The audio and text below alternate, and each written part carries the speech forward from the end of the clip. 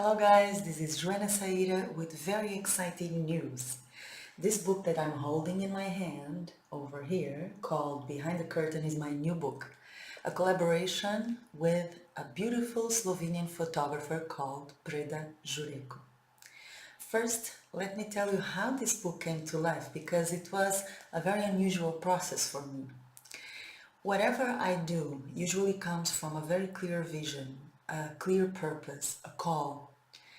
So this book was a surprise because I never dreamed about writing on photography. I never dreamed about writing about what happens behind the scenes of an Egyptian dance show. I never thought about writing what I call hard chunks, texts that are related but unrelated somehow, and kind of glimpses of things that were in my soul and wanting to be expressed and never having found a venue for that expression. So this was unusual for me to produce something that was not in my dreams, was not in my vision, was not in my plan. But at the same time, and for that reason, it was a very interesting process. On my most recent trip to Slovenia for a beautiful event organized by Xenia and Tomasz, by Joana Saahirah, I met Breda. She had photographed me before in other shows I presented in Slovenia, and I always loved her photos. But this time around, I don't know why, perhaps because we had a bigger event with a live orchestra, but the exact reason I cannot pinpoint.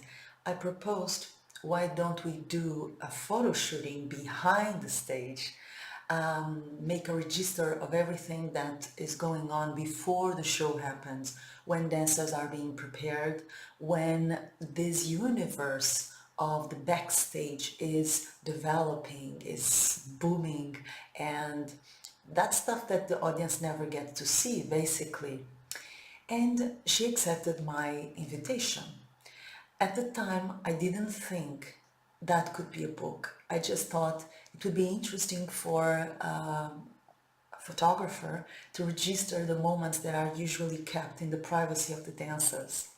Those moments of terror, those moments of excitement, adrenaline, those moments of passion and ambition and dream, all that backstage hysteria that I felt 1,000 times and still it feels like the first time. I wanted her to register that world, but had no idea the photographs that she would produce would end up inspiring me to write the texts that you will read over here. So after the show was wrapped and Breda took her own photos in her own perspective of the backstage and started sending those photos to me, I instinctively selected a few photos and I wrote immediately, without thinking and still without considering that would become a book. I just followed what my instinct was telling me. Certain images spoke to me. So I wrote and I published some of the texts, and I started gathering these texts and these photos, and suddenly I realized that we had a book. Now, another interesting thing about this book is that it goes against the grain. It goes against the tide. Somehow I've been doing this all my career. I've never did what everybody was doing. I always craved my own path and built my own castles, my own way, with my own rules. I went to Egypt to start my career against all sorts of circumstances that I didn't agree with and I didn't play with. I kept on, from there teaching and performing and lecturing around the world, doing what I knew in my heart was the most interesting thing to do, even going against the fashion and the trend and what everybody else is doing. And the same thing applies to this book. I write as I dance exactly what I feel in my soul I should be doing, even if it goes against everything that is glamorous and celebrated nowadays. So what I see currently in the Egyptian dance scene does not make me excited. Not in Egypt and certainly not around the world. Although there were many advancements A lot of good things happening in the field, especially in the Western world, with festivals and more professionalism associated with the dance. The truth is, the soul, the core, the identity, the purpose of the dance seems to be getting lost, and more and more and more lost. It's very frightening for someone who knows the core and loves the core of Egyptian dance to watch what is happening. There is this competition going around. There is this star system, fake star system, totally fabricated by the mafias that rule the belly dance business in Egypt and outside of Egypt. There is this lowering of standards in the way that dancers are presenting themselves.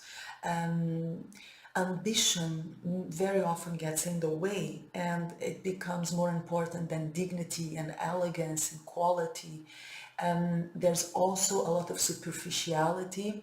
I think we've been through a phase of focus on technique and dance movements and choreographies and all that, and that is wonderful because that is part of the dance and that is part of the evolution of Egyptian dance. But at the same time, the musicality is lost. The identity of each dancer seems to be lost. Everybody's copying someone. The soul, the heart, the vulnerability, the humanity, the ability to allow the music to sink into our being and move us from there, it seems to be lost. And this is in fact the core of Egyptian dance, and a lot of what you will read in this book, Behind the Curtain, is somehow a return to something which is not new. It's very old as Egyptian dance, but it's new in the current days. It's new in the environment where Egyptian dance is developed nowadays. Last but not the least that I want to tell you about this book is that I've been used to work with musicians and technicians and dancers for a long time. All the time I was in Cairo, I had my own orchestra and I had my own people, and collaborating with artists that I love is one of the biggest pleasures of my life. And in this book, I return to that kind of collaboration. So last but not the least, I want to thank Isa Zahir once more for making the event possible and therefore making the book possible.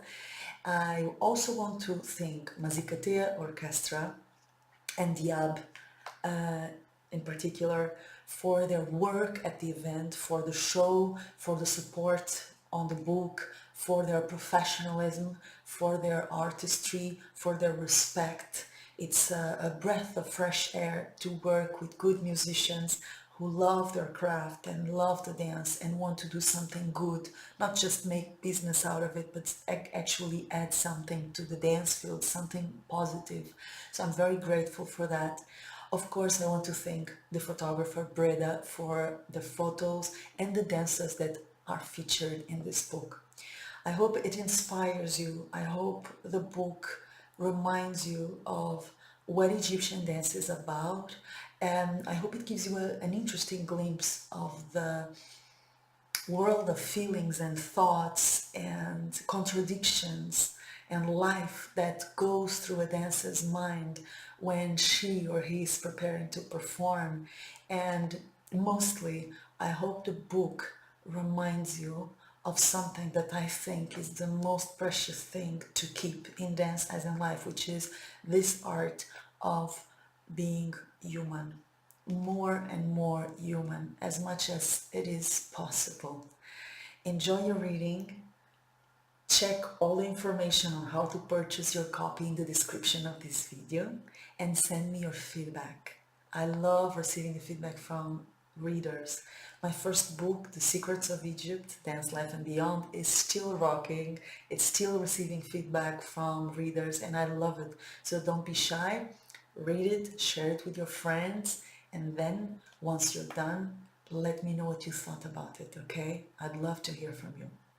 I love you guys, and I will see you soon with new surprises, news on Joana Saahirah's online dance school, news on another book that I'm already working on, and many other beautiful things that are about to take place.